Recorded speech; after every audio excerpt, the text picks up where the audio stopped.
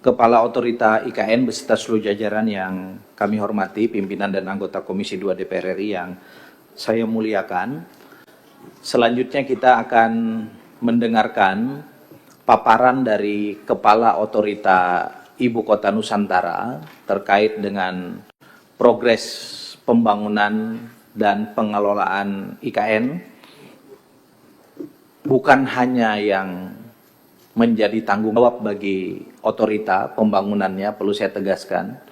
Saya juga minta agar masyarakat Indonesia bisa paham betul, mulai tahun 2022 sampai 2025, itu pembangunannya kendati tidak diberikan kepada otorita IKN, melainkan ke Kementerian PUPR kala itu, yang menterinya adalah Pak Basuki juga.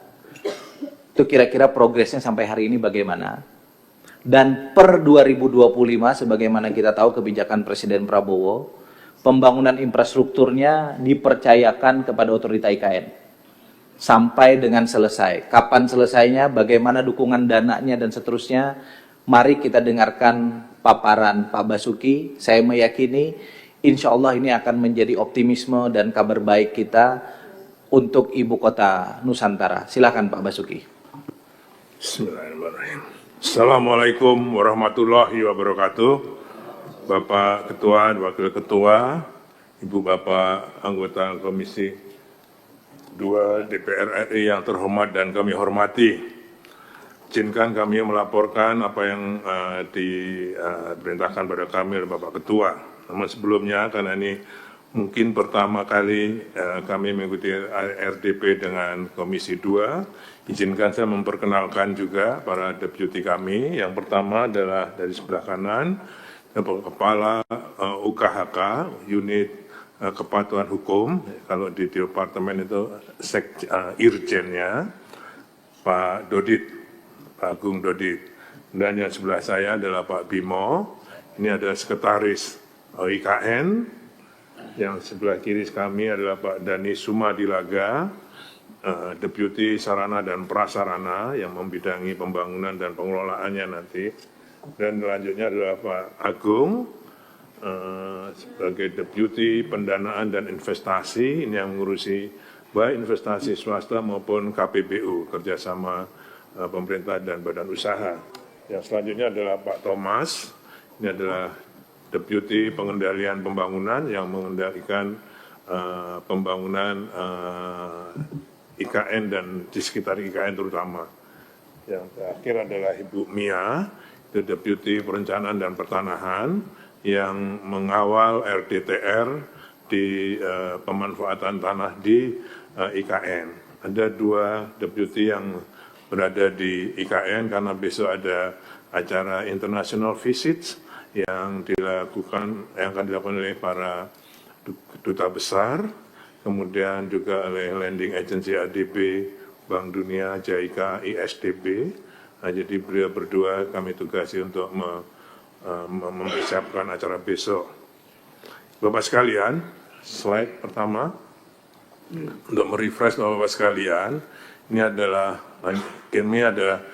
pendahuluan progres pembangunan infrastruktur tahap pertama 2020 sampai 2024 dan programnya 2024 sampai 2029. Ini adalah wilayah cakupan dari IKN yang tengah, yang nomor 1, 2, 3, 4, 5, 6, 7, 8, 9 ini, yang ini adalah kawasan pengembangan KKN, IKN, yang nomor 1 inilah adalah yang KIPP, jadi kawasan inti pusat pemerintahan. Totalnya, kalau yang dari atas yang coklat agak tua ini, 56.000 hektar, sedangkan KIPP sendiri 6.600 hektar, yang ada perkantoran sekarang untuk eksekutif itu. Kemudian yang di lainnya lagi adalah kawasan pengembangan IKN, itu ada sekitar 256.000 hektar, dan kawasan laut itu ada sekitar 69.000 hektar. Sehingga total kawasan IKN ini adalah 252.000 hektar. Lanjut. Pembangunannya Tadi Pak Dedi sudah meng-highlight sedikit tentang tahapan pembangunan di IKN. Jadi memang direncanakan dari 2022 sampai dengan 2045. Nanti akan kami laporkan tentang 2022 sampai 2024 ini progresnya kayak apa, kemudian programnya 2025 sampai 2029 yang akan seperti apa. Dan lanjut, kami sekarang melaporkan progresnya. Jadi pembangunan tahap pertama dari 22 sampai dengan 2024 ada sumber anggarannya adalah dari pemerintah maupun dari investasi. Targetnya pada seperti yang tadi tahapan 2022 sampai 2024 adalah untuk menginisiasi infrastruktur dasar. Jadi kayak perkantoran, jalan, air minum, listrik, kemudian persampahan, itu kita bangun.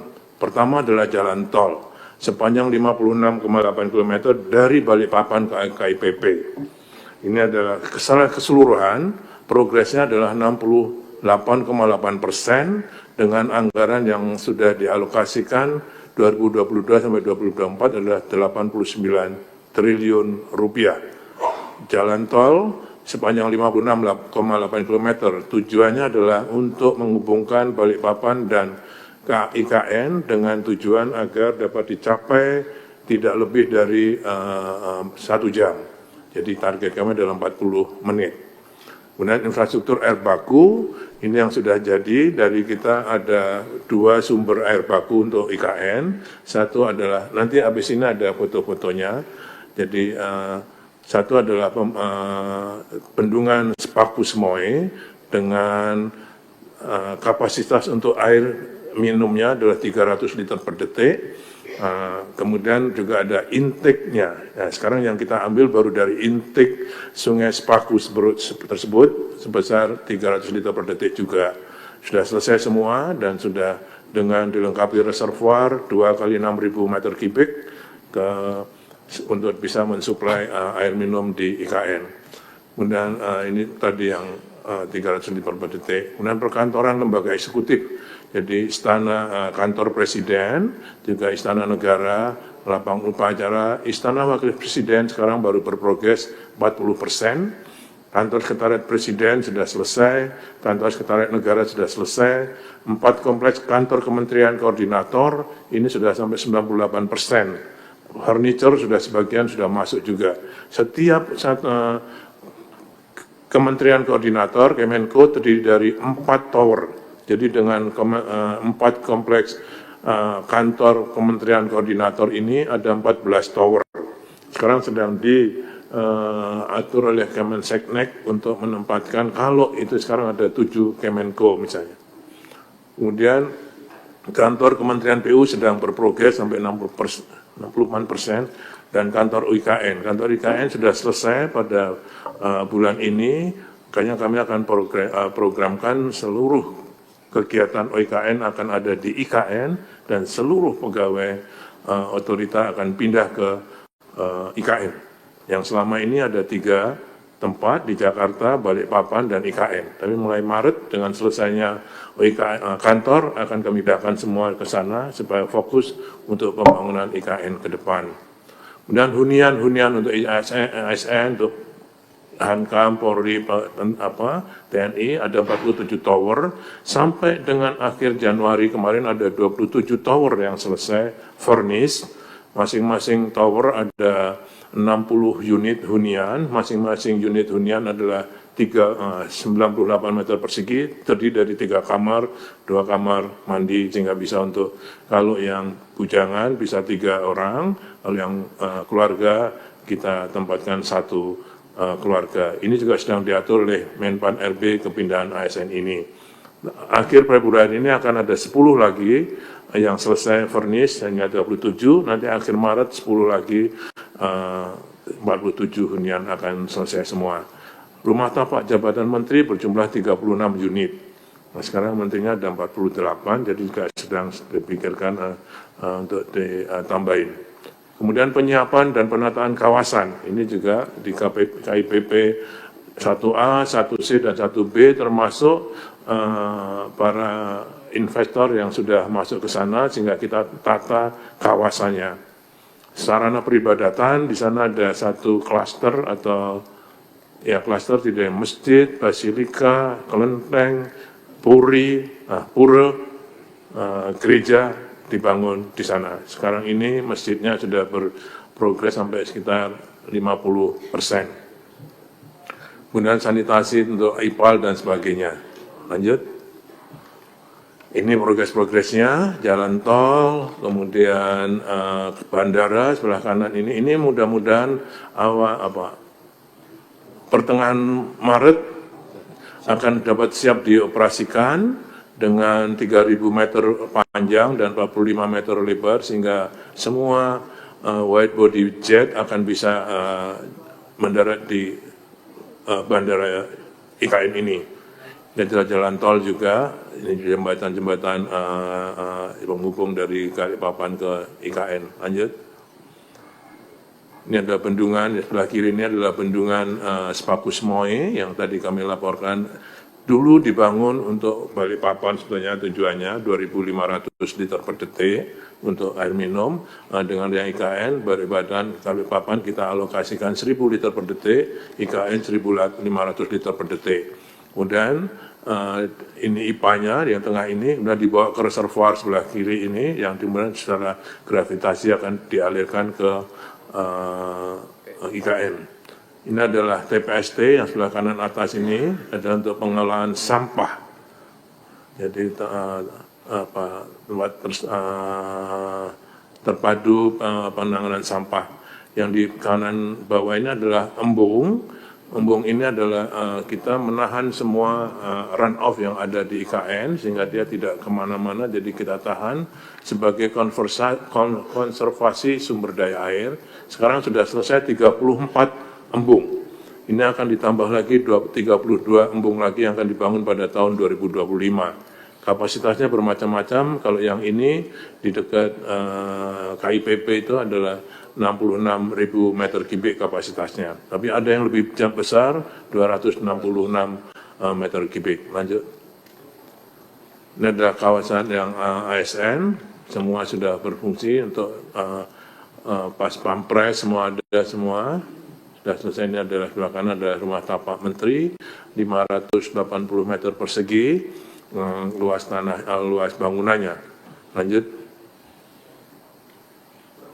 Sebelah kiri ini adalah kantor presiden yang Garuda, kemudian di bawahnya adalah Istana Presiden, ini yang di bawahnya, di lapangan. Kemudian ada kantor EKN yang sebelah kiri, kemudian adalah komplek beberapa Kemenko, dan yang sebelah kanan bawah ini adalah Seknek, jadi ada KSP, ada Seknek, ada Sekap. Ya. Lanjut. Ini penataan kawasan, ini ada kawasan Sumbu Kebangsaan, titik 0, kemudian Kusuma Bangsa, dan ini daerah kawasan di seputaran KIPP. Lanjut. Ada masjid, ini gambar agak lama, sehingga ini ada sekarang sudah sekitar 50%. Nah, ini semuanya dibangun oleh Kementerian PUPR. Okay. Lanjut. Bapak sekalian, kemudian ini pembangunan yang bersumber dari investasi swasta dan BUMN. Ada 51 paket pekerjaan telah melaksanakan groundbreaking saat itu dengan total investasi 58,41 triliun. Sebanyak 84 pekerjaan yang telah selesai konstruksi dan fungsional, seperti Hotel Swiss Hotel, Rumah Sakit Hermina, Rumah Sakit Mayapada, restoran kampung kecil, revitalisasi sekolah dasar, pembangkit listrik tenaga surya 50 MW yang sudah diresmikan oleh Bapak Presiden Prabowo, shelter Telkom, lapangan pusat pelatihan PSSI. Dan sebanyak 8 paket pekerjaan yang masih tahap konstruksi, yaitu Hotel Kubika, Rumah Sakit IKN, Bluebird Halte, dan lain sebagainya. Kami juga sudah mengundang beberapa bank yang sudah melakukan groundbreaking, seperti Bank Mandiri, BRI, BNI, BCA, Bank Kaltara, dan BTN. Mereka sudah mempunyai program, kuartal 1 ini akan mulai dibangun April, dengan target semester 1 2026 akan mulai beroperasi. Demikian pula telah beroperasi 42 tenan, baik di lantai dasar rusun atau apartemen maupun di lantai dasar Kemenko. Jadi di lantai dasar Kemenko kita pakai untuk arena publik yang ada kafe, minimarket, restoran, dan lain sebagainya. Lanjut. Nah, ini yang tadi yang investasi tadi. Satu untuk swasta lapangan PSSI, hotel, Swiss Hotel, kemudian rumah sakit yang PLTS 50 megawatt. Lanjut. Juga beberapa tenan yang sudah masuk di IKN. Jadi ini ada 48 tenan yang sudah mulai masuk. Kalau Bapak Ibu ada yang berjiwa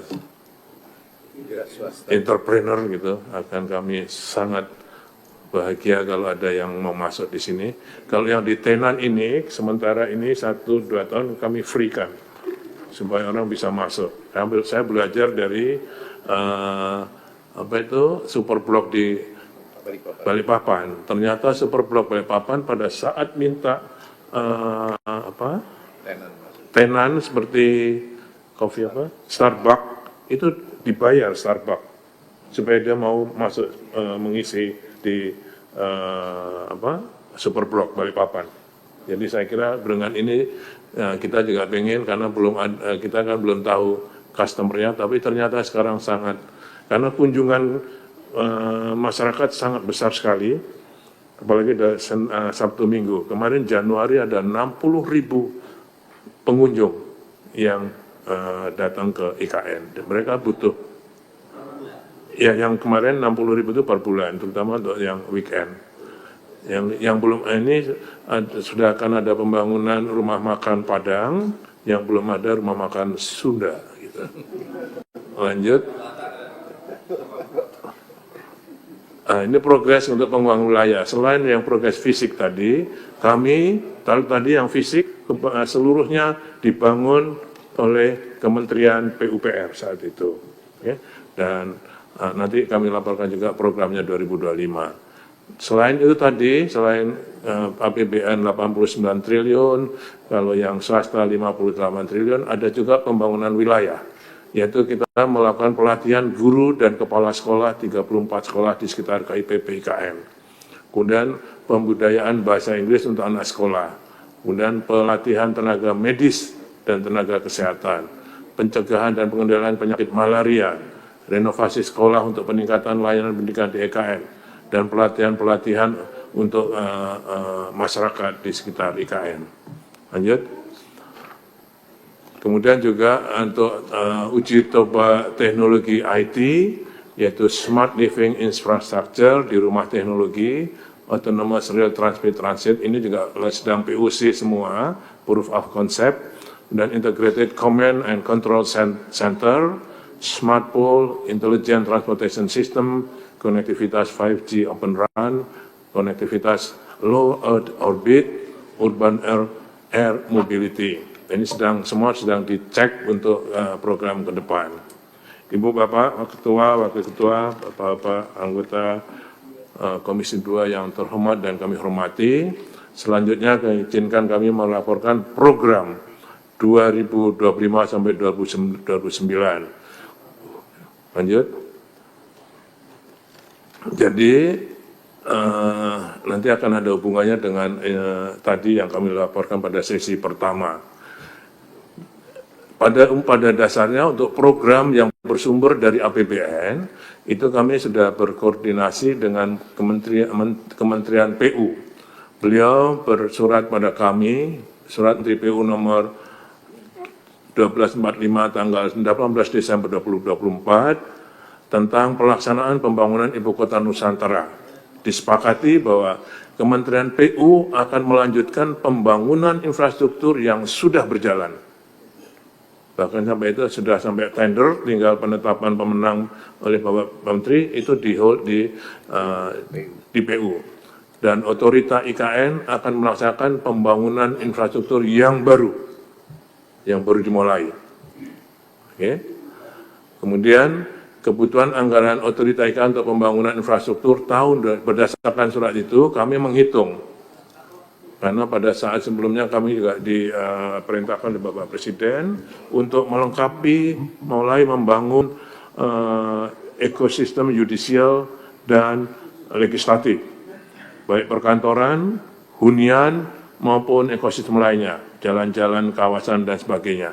Kami menghitung kebutuhannya semua dari tahun 2025 sampai 2028 sebesar 48,8 triliun rupiah yang terdiri dari pekerjaan fisik, satu, pembangunan infrastruktur jalan dan MUD di KIPP sub BP 1B 1C dengan total panjang 12 km, pembangunan kompleks perkantoran legislatif, gedung MPR, DPR, dan sidang paripurnanya, kompleks ekosistem pendukungnya, dan sebagainya. Kemudian penataan kawasan meliputi rest area Spaku, pusat riset Wanagama rehabilitasi glamping, koridor pasar Spaku, dan pos jaga. Jadi pasar Spaku ini yang dulu sepi, sekarang kan sudah padat dan kumuh. Itu kita tata.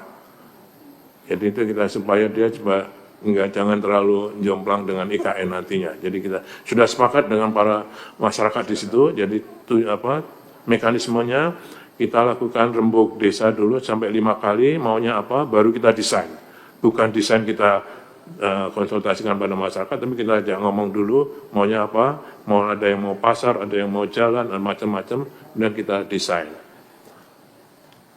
Kemudian yang kedua, untuk 2025 dan 2028, itu selain mengerjakan pembangunan fisik yang baru sesuai surat Menteri PU tadi, kita juga mengelola infrastruktur yang terbangun. Jadi semua pembangunan tadi yang sudah dibangun oleh Kementerian PUPR diserahkan pada otorita untuk dikelola, dipelihara, dan difungsikan. Jadi termasuk semua gedung-gedung yang sudah dibangun. Kedua hal ini membutuhkan yang 48,8 triliun tadi. Oke, lanjut. Oke, jadi balik lagi. Nanti ada kesimpulannya 48,8 triliun tadi untuk kebutuhan pekerjaan fisik dan pengelolaan. 48 ini di DIPA awal kami ada 6,3 atau yang sudah direkonstruksi tadi menjadi 5,3 triliun tadi. Nah, itu bagian dari 48. Sehingga kami hitung juga tahun 2025 ini butuhnya berapa? Kami sebetulnya butuhnya 14,4, ya, dikurangi 6,3 sehingga kami akan mengusulkan 8,1 triliun. Nanti ada sendiri catatannya. Jadi tadi yang ditanya oleh Pak Toha, ini tadi. Ya, kami sudah hitung. Nah, jadi 48 ini sudah termasuk tadi. Lanjut. Ini saya kira pembangunan jaringan-jaringan jalan yang akan kita, ini yang biru ini adalah yang baru yang akan kita laksanakan karena di samping-sampingnya itu sudah para investor sudah groundbreaking. Ini kayak mereka nunggu kami untuk membangun, kalau ini sudah dibangun mereka akan segera bangun programnya. Lanjut. Kemudian untuk kompleks legislatif dan yudikatif, ini juga sudah didesain oleh PU, yang kemudian sudah didiskusikan, dikonsultasikan kepada Bapak Presiden, dan ada beberapa koreksi, terutama untuk ruang sidang paripurna DPR RI. Lanjut. Ini adalah penataan kawasan, rest area Spaku, ini adalah yang sekarang itu sangat kumuh sehingga tidak layak sebagai ibu kota negara, sehingga kami akan perbaiki, nggak terlalu mahal. Kemudian pusat latihan PSSI juga minta dibangunkan tribunnya supaya bisa segera dibikin aktivitas di sana. Ini pusat riset agama dan OJK dan terus. Lanjut. Ini Bapak, jadi Yang tadi awalnya adalah 6,395 tadi triliun, kemudian lanjut karena diefisiensikan yang awal tadi efisiensinya 1,153 tadi, mohon maaf. Ya, tadi 6,3, efisiensinya 1,153, sehingga pagu yang dapat digunakan menjadi 0,5 triliun 42 miliar tadi. Oke, lanjut.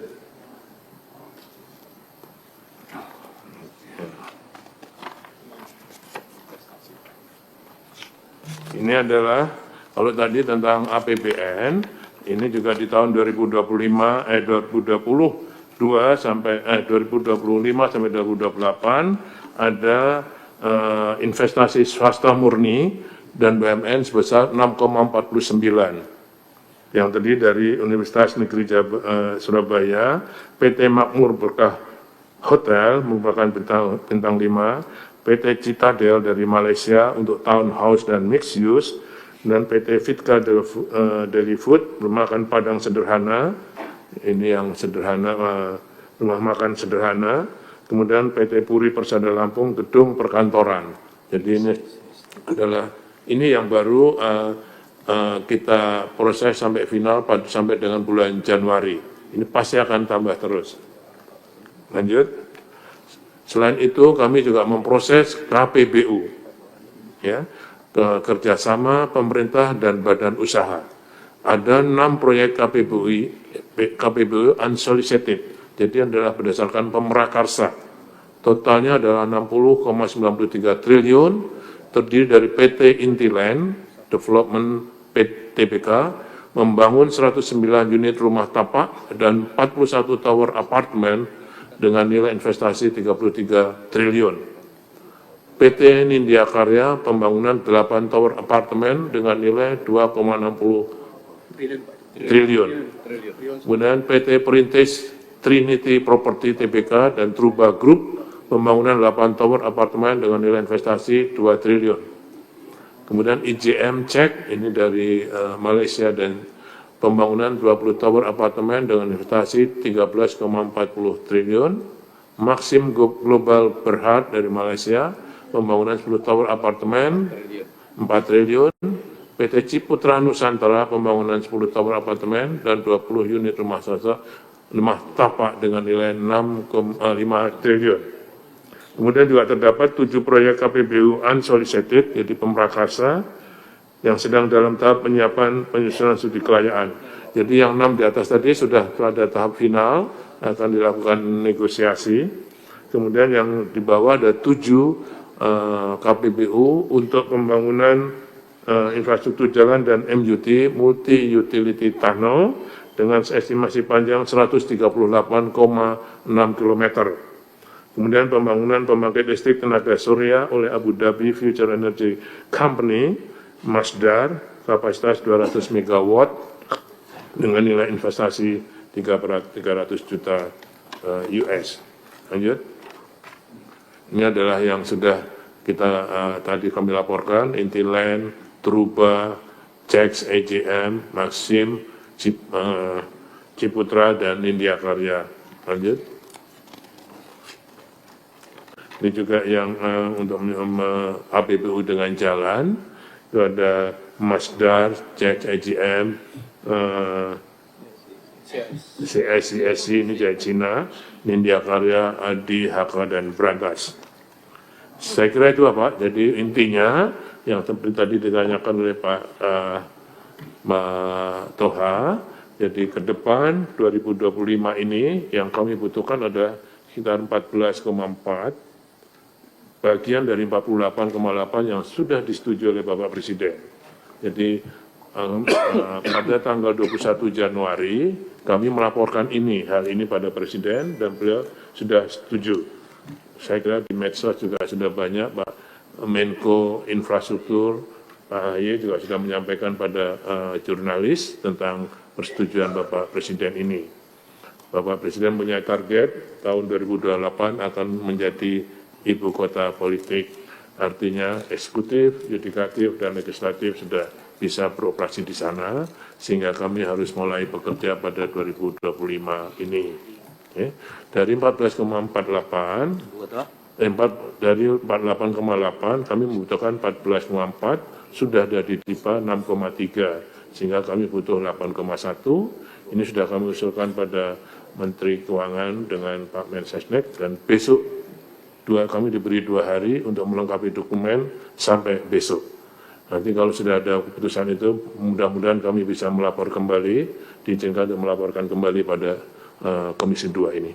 Demikian Bapak yang kami laporkan, kami mohon betul arahan, mohon arah pagar-pagar yang harus kami lakukan untuk membangun IKN ini, yang pasti akan kami ikuti dengan patuh. Terima kasih, kurang lebihnya saya maaf. Assalamualaikum warahmatullahi wabarakatuh.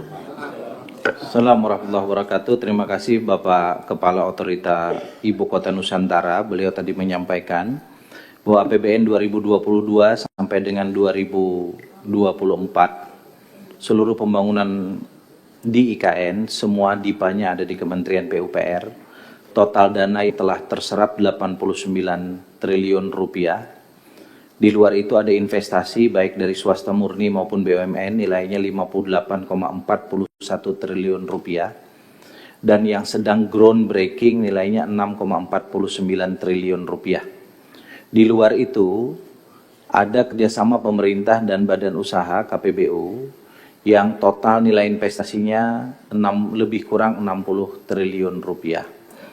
Beliau mendapat penugasan dari Bapak Presiden Prabowo Subianto untuk menyelesaikan seluruh infrastruktur legislatif dan yudikatif yang membutuhkan anggaran 48,8 triliun rupiah yang semuanya nanti akan dikerjakan oleh otorita IKN. Bukan oleh Kementerian PUPR, dan tahun ini anggaran existing ada 6,3 triliun, dan sesuai dengan rapat terbatas beliau dengan Bapak Presiden dan Menteri terkait, dokumen untuk tambahan 8,1 triliun sedang dilengkapi.